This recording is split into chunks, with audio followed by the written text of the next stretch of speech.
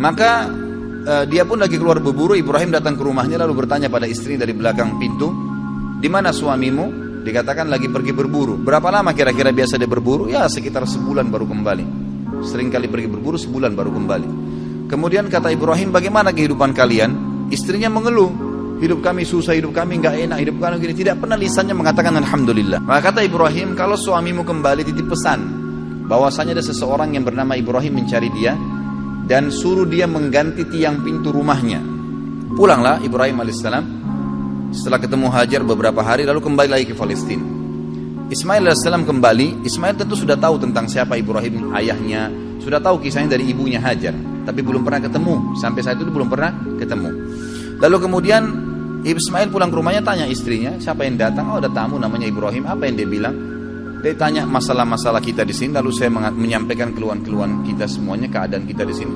Lalu apa pesan dia? Dia katakan, gantilah tiang pintu rumahmu. Kata Ismail, itu ayah saya Ibrahim, dia seorang nabi dan dia memerintahkan saya untuk menceraikanmu, maka saya akan antar ke rumahmu. Diceraikanlah istrinya yang pertama. Jadi ini bahasa Ibrahim alaihissalam yang sangat santun agar mengganti istri anaknya. Beberapa bulan setelah itu datang Ibrahim alaihissalam kedua kali, ternyata Ismail lagi berburu lagi. Kemudian dia datang, ternyata Ismail sudah menikah dengan anak suku Jurhum yang lain. Lalu Ibrahim bertanya, bagaimana kabar kamu? Di mana Ismail? Dia bilang, suami saya lagi berburu.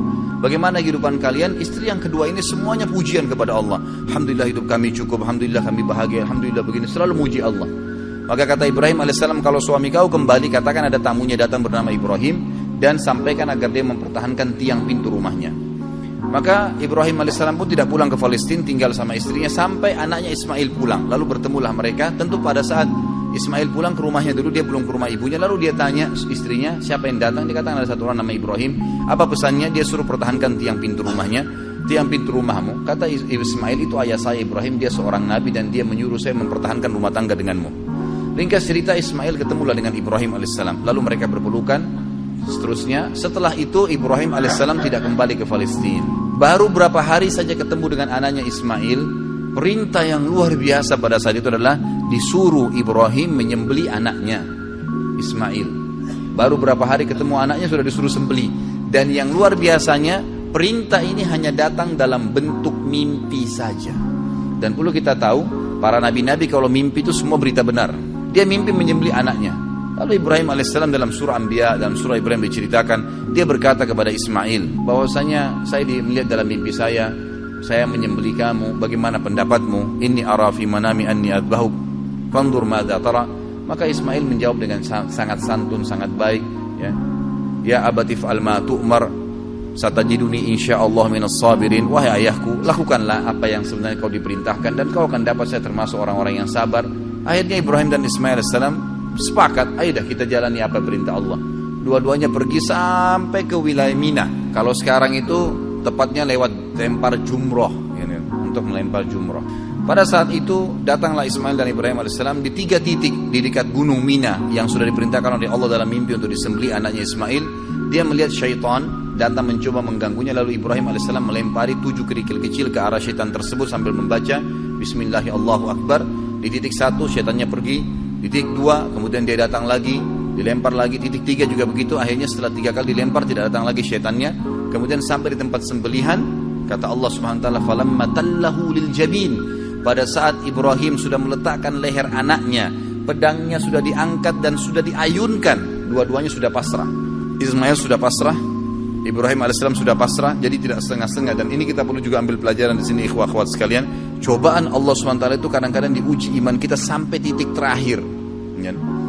Pada saat sudah betul-betul pasrah, diangkat pedang, dia sudah akan sembelih, ditahan pedangnya oleh Jibril alaihissalam, lalu kemudian digantikan dengan dzibhin azim, sembelihan yang agung, maksudnya seekor domba yang besar.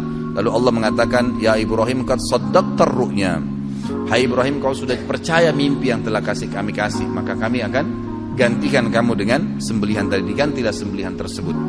Lalu kemudian Ibrahim dan Ismail AS diperintahkan oleh Allah setelah itu membangun Ka'bah. Maka Ibrahim dan Ismail pun membangun Ka'bah di pondasi yang sudah ada dibangun oleh Adam dan Syith alaihimussalam semuanya. Dibangunlah pondasi tersebut. Setiap kali Nabi Ibrahim alaihissalam mundur untuk melihat posisi Ka'bah sudah rapi atau belum, maka Ibrahim alaihissalam berdiri di sebuah tempat yang agak tinggi. Lalu pada saat beliau turun, beliau sempat loncat ke bawah. Loncatan Nabi Ibrahim alaihissalam dari tempat tinggi itu yang melihat apakah sudah rata bangunan Ka'bah atau belum, ke bawah itu keinjak tanah dan sempat ada bekas telapak kakinya yang sekarang dikenal dengan maqam Ibrahim. Allah kekalkan itu pijakan kakinya dengan izin Allah Subhanahu wa taala untuk menjadi tanda-tanda kebesaran Allah Subhanahu wa taala.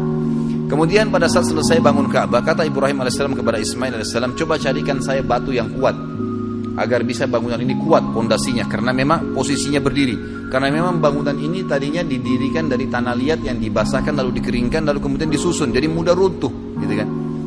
Maka Ismail pun alaihissalam keliling di sekitar padang pasir situ mencari. Tak lama kemudian dia bawa datang Hajar Aswad. Hajar Aswad ini tadinya warna putih terang, tapi karena dosanya anak Adam jadi menjadi hitam. Diturunkanlah, kemudian Nabi Ismail AS membawa dengan bentuk warna hitam. Kata Ibrahim, dari mana kau dapatkan? Dia bilang, dari Allah utus turunkan kepada saya.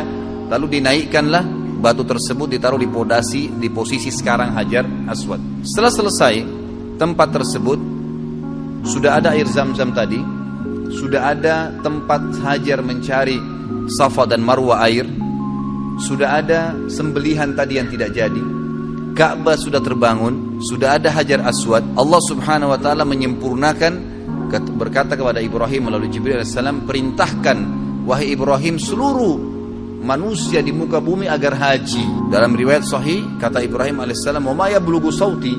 Sampai di mana suaraku ya Allah? Enggak bisa, suaraku enggak mampu nyampein ke seluruh pelosok muka bumi ini. Kata malaikat Jibril, "Ma 'alaika illal balagh." Tugasmu hanya menyampaikan.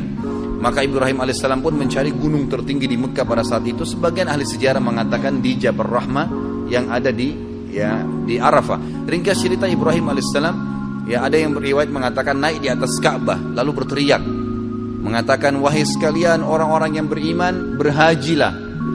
Dalam riwayat ini dikatakan suara Ibrahim alaihissalam dibawa oleh angin ke seluruh pelosok muka bumi dan semua orang beriman dengar dan kemudian mereka datang.